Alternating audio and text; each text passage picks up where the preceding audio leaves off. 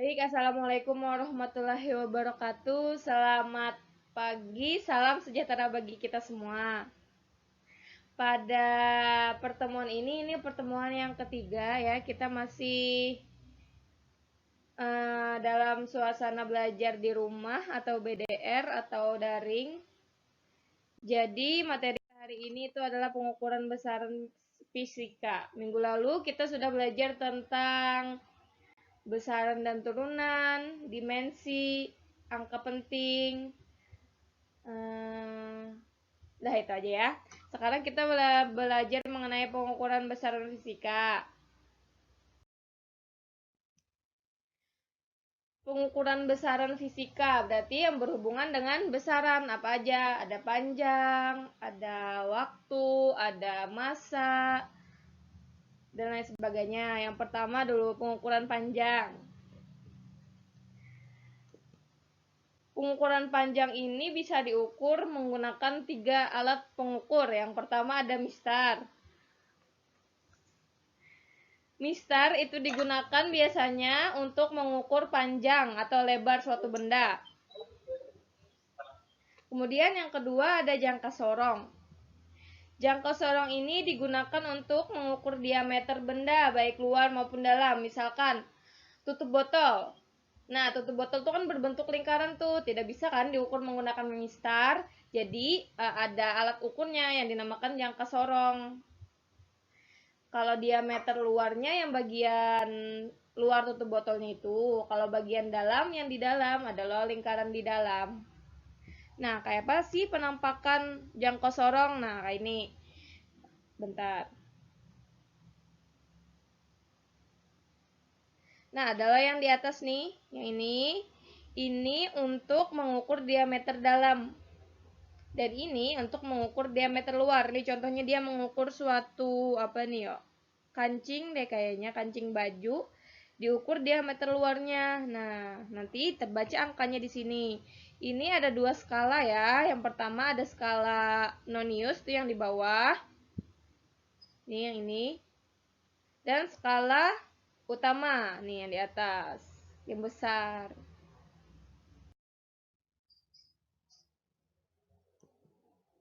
Dan yang ketiga, yang terakhir, panjang suatu benda itu juga bisa diukur menggunakan mikrometer sekrup.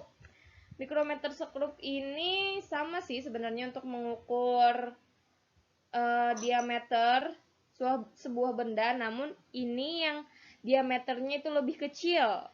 Yang misalkan nih kayak tebal kertas atau diameter kawat kecil itu sulit untuk mengukur dengan menggunakan apa tadi? Dengan menggunakan jangka sorong. Kalau yang kecil-kecil karena ketelitian jangka sorong itu lebih besar. Kalau mikrometer sekrup ini ketelitiannya itu sampai 0,01 mm. Nah, ini adalah contoh gambar dari mikrometer sekrup. Nah, biasanya di soal tuh gambarnya kayak gini ya. Nanti kita disuruh membaca gambarnya ini. Nah, untuk lebih jelasnya di sini ada tayangan video, kalian bisa tonton. Ini menjelaskan mengenai pengukuran besaran fisika. Di sini ada pengukuran panjang dan pengukuran massa. Kita play. Berdasarkan tingkat ketelitiannya, terdapat beberapa macam alat ukur panjang. Di antaranya adalah mistar atau penggaris dengan tingkat ketelitian 1 mm, jangka sorong dengan tingkat ketelitian 0,1 mm, mikrometer sekrup dengan tingkat ketelitian 0,01 mm.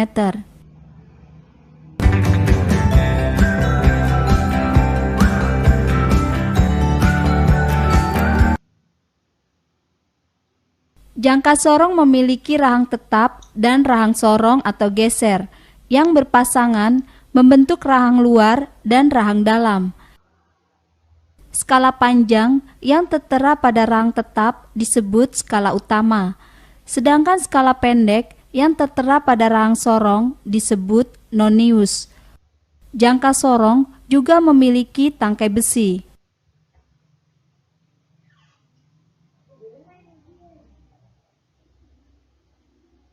Skala utama memiliki panjang 10 mm dan dibagi menjadi 10 skala.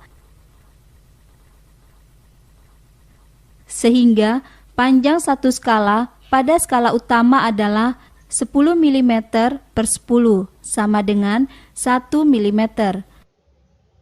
Sedangkan nonius memiliki panjang 9 mm dan dibagi menjadi 10 skala.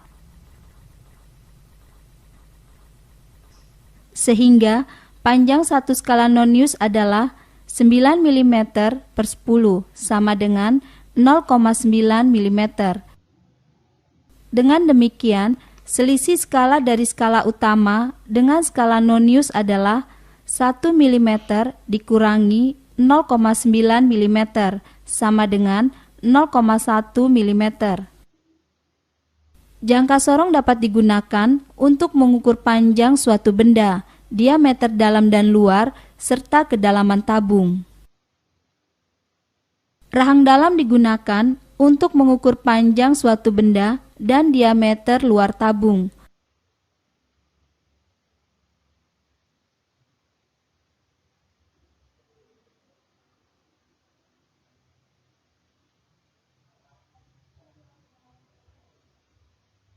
Rahang luar digunakan untuk mengukur diameter dalam tabung.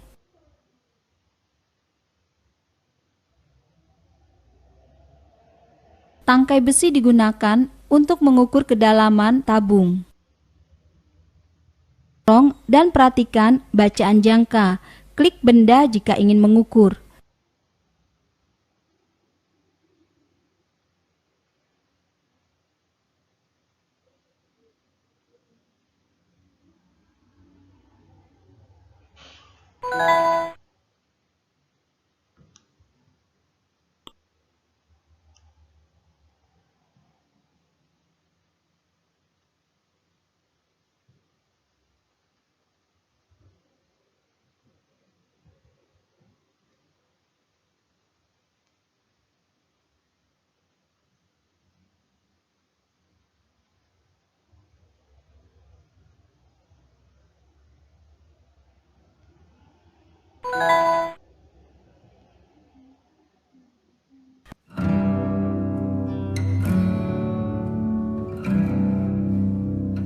Adalah alat ukur panjang micrometer scope.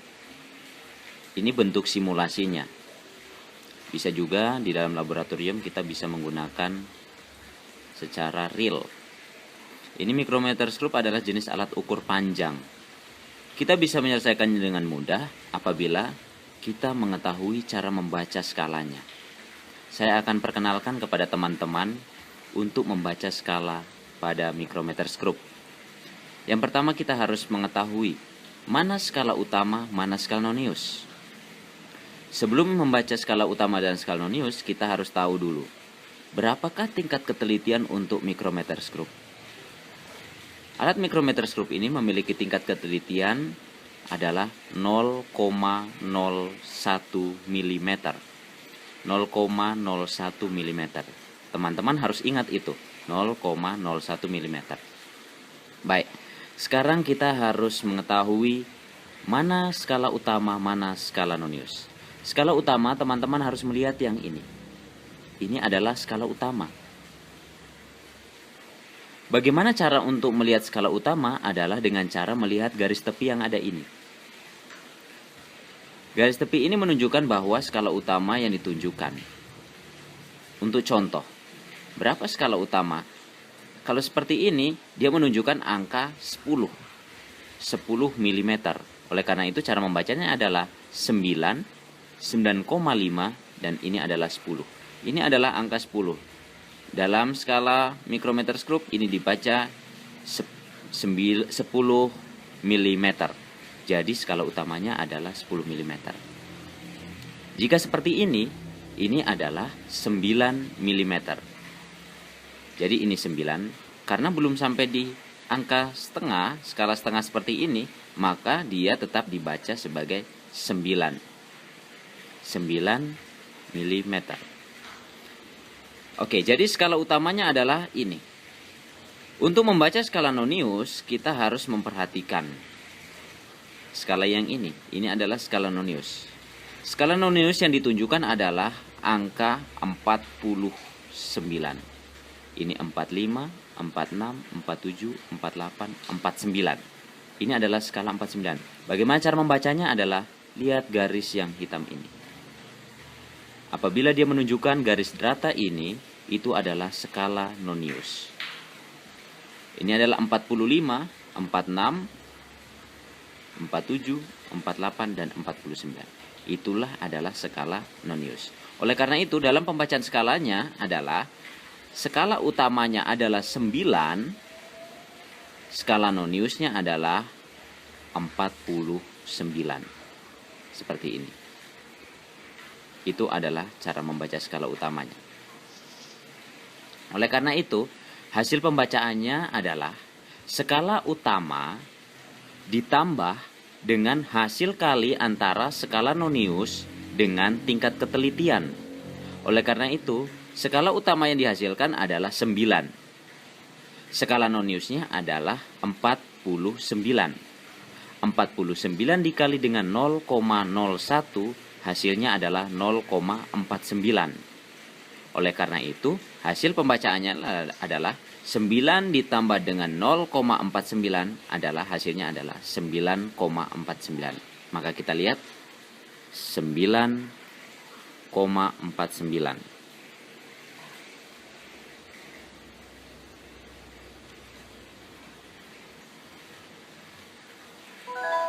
Ya, jawabannya benar. 9,49. Skala utamanya adalah 9. Skala noniusnya adalah 49. Hasil 0,49 itu adalah hasil perkalian antara skala nonius dikali dengan tingkat ketelitiannya, yaitu 0,01 mm. Oleh karena itu hasilnya adalah 9,0 ditambah dengan 0,49. Demikian cara membaca skala nonius dan skala utama pada mikrometer skrup. Alat ukur massa disebut neraca atau timbangan. Ada beberapa macam neraca, di antaranya neraca pasar. Neraca ini biasa kita jumpai di pasar atau warung. Untuk mengukur massa benda, digunakan beberapa anak timbangan.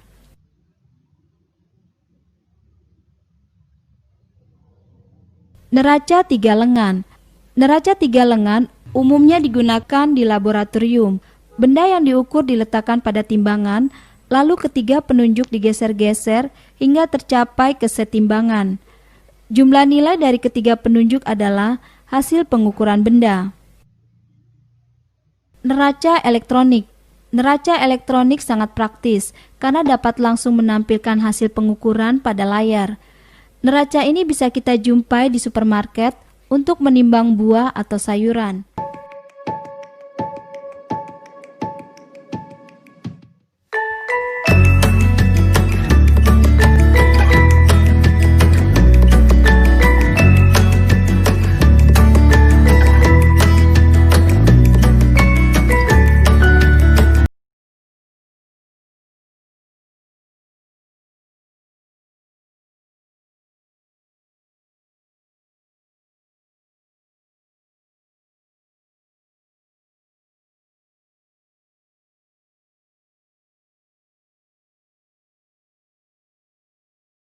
Nah, itu tadi penjelasan bagaimana kalian mengukur panjang menggunakan mikrometer skrup dan menggunakan jangka sorong. Kemudian penjelasan sedikit mengenai pengukuran massa yang diukur menggunakan 3 buah jenis alat ukur. Yang pertama ada neraca pasar, kemudian neraca 3 lengan, dan yang terakhir adalah neraca elektronik. Sekarang juga ada alat ukur untuk mengukur waktu ya. Kalau kita mengingat waktu, pasti alat ukurnya itu kita tahu bahwa itu adalah jam ya. Padahal bukan jam saja. Waktu juga bisa diukur dengan menggunakan arloji dan stopwatch. Stopwatch ini ada stopwatch digital dan stopwatch elektronik yang kayak di HP tuh. Kalau stopwatch digital tuh yang ada pencatannya, biasanya kalian jumpai di laboratorium, tapi kita kan ada laboratorium jadi tidak ada alatnya. Nah, waktu ini dinyatakan dengan satuan sekon ya, atau menit, atau jam gitu. Tapi untuk satuan SI-nya atau satuan internasionalnya yang biasa digunakan di seluruh dunia, itu menggunakan second. Di mana 1 jam itu adalah 60 menit dan 3.600 second atau detik. Nah, baik, itu saja pembelajaran kita pada pertemuan hari ini. Semoga bisa dipahami. Tidak ada tugas ya hari ini. Jadi, silahkan belajar di rumah. Kalau ada yang kurang dipahami, bisa ditanyakan di grup. Saya tutup pembelajaran hari ini. Terima kasih atas perhatiannya. Wassalamualaikum warahmatullahi wabarakatuh. Selamat siang. Selamat pagi.